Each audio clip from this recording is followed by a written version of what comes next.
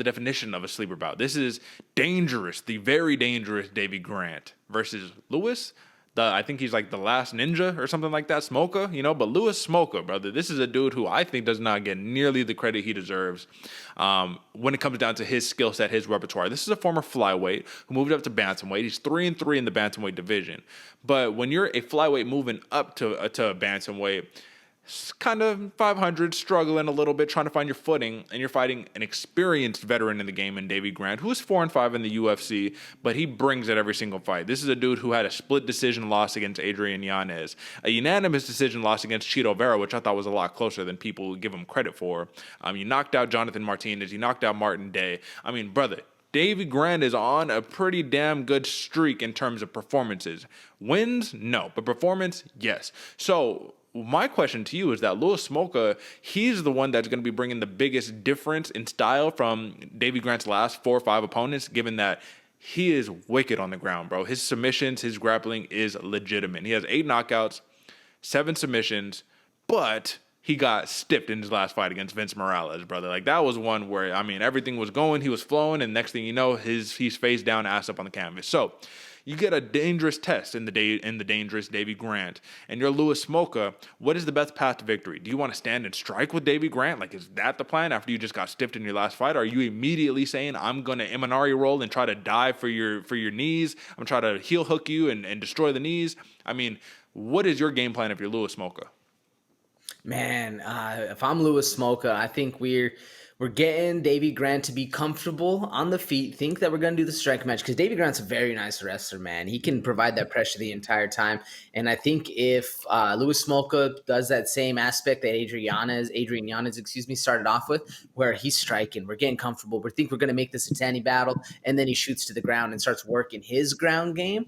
Because Smolka is amazing on the ground, but whenever the other guy is the one dictating how things are going, he's not the best, man. Matt Schnell's able to get him in that triangle choke. Casey Kenny, one-arm guillotine. There's a lot of really talented other fighters out there that have been able to get one up on Louis Smolka, man. And Davey Grant, he may not be as technical as a Casey Kenny, but he's also very, very dangerous, man. He might be just as dangerous as a Casey Kenny as far as the ground game, man. So this dude, Davey Grant Louis Smolka has a massive hill to climb in this fight right here, but he started off with a lot of heat. So if he can kind of get back to his winning ways, start off on the feet, kind of get things comfortable, and then surprise Louis Smolka, get him to the ground, make it his fight. That's my biggest path to victory I can see for Louis Smolka. What about you? Because this is a challenging one, man. Like I said, this is a massive hill for Smolka to climb. I think it's tough because you're going to have to do a mixture of striking with Davey Grant, which is not the smartest thing to do, and trying to get inside and grapple a little bit. Davey Grant is no slouch when it comes to the grappling. The man has 8 submission victories. He's been submitted 4 times, though. So they both kind of share that. Louis Smolka has 7 submission victories. He's been submitted 3 times. So both of them are live and die by that submission in a way. Both of them can knock each other out.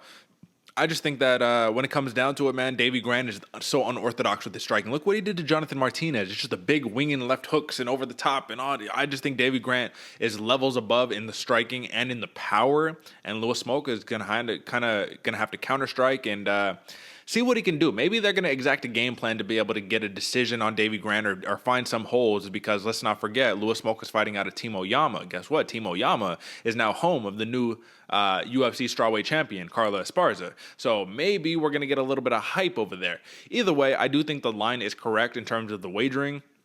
Davey Grant is a minus 300 favorite with a plus 240 comeback for Louis Smolka. Makes sense to me. I think Davey Grant is the hotter fighter at the moment. And when we're talking about a prop bet for this, Davey Grant on points, plus 250. Louis Smolka on points, plus 500. Now, for submission props, Davey Grant is plus 900 on submission, plus 650 for Smolka, and on TKO, plus 250 on Davey Grant, and plus 650 on Louis Smolka, brother. So when it comes down to it, man, it's really looking to me like points for Davey Grant is what the odds makers favor the most. What do you favor off those props?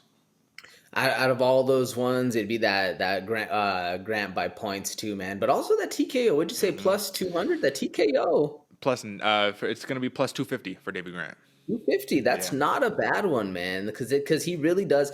And the bad thing for Smolka, he's been a little bit chinny as of late. Mm. I think he has the better striking down the pipe, the ones and twos. But Grant has those big looping power that comes across, and he's so unorthodox that you're not gonna see the strike happen, and that's when you get KO'd. So there might be some value in that plus 250 TKO, man. I like that one. Personally, though, I'd take a little bit of the safer bet, at least in my opinion. Davey Graham by points. You know what? That's interesting you say that because even though Louis Smolka did he got stiffed in his last fight. I wouldn't say he's the most chinny. That was the only time he's ever been knocked out. You know what I mean? So it's not like he has these constant cases of just getting dropped all the time. But I will say it wasn't the best look. So recency bias, I get it. But for Davey Grant, I do agree. I like the points. We're looking at plus 250 for Davey Grant. I like the points on that one.